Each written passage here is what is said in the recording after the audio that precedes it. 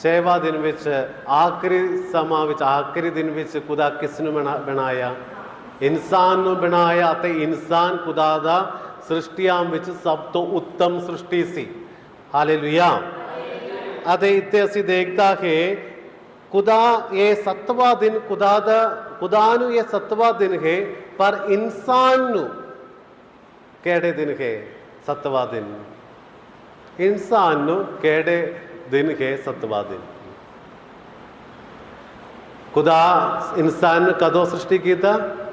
6ਵਾਂ ਦਿਨ ਵਿੱਚ। ਸੋ ਉਸ ਦਾ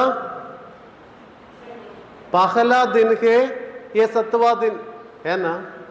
6ਵਾਂ ਦਿਨ ਵਿੱਚ ਓਨਲੀ ਖੁਦਾ ਮਨੁੱਖ ਨੂੰ ਸ੍ਰਿਸ਼ਟੀ ਕੀਤਾ।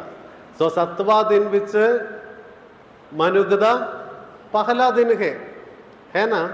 ਸੋ ਉਹ ਪਹਿਲਾ ਦਿਨ ਮਨੁੱਖ ਕੀ ਕੀਤਾ?